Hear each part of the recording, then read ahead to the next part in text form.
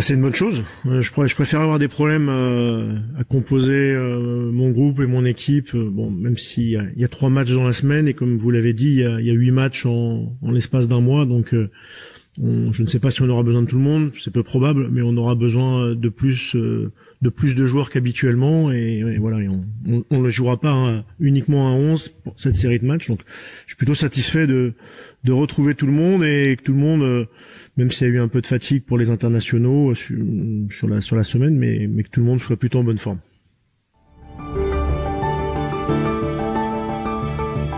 En fait, il aurait pu certainement faire 10 ou 15 minutes contre Anderlecht, mais on avait plutôt, et j'avais décidé de lui faire des grosses séances entre le vendredi et le samedi, plutôt que de jouer simplement 10 ou 15 minutes.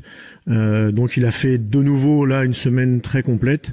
Intégrale et au vu de sa semaine il est apte, il est en forme.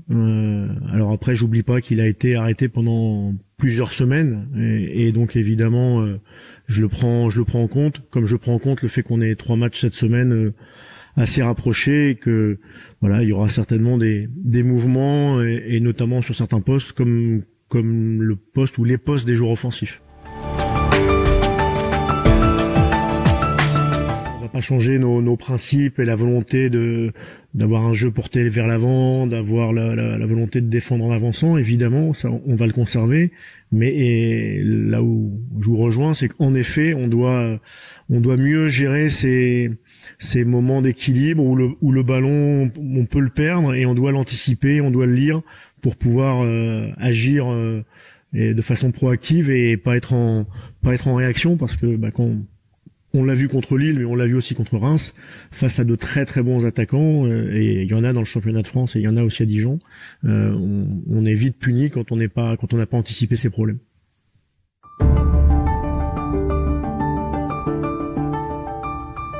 Alors je sais pas ce que pensent les équipes en face. J'en ai aucune idée.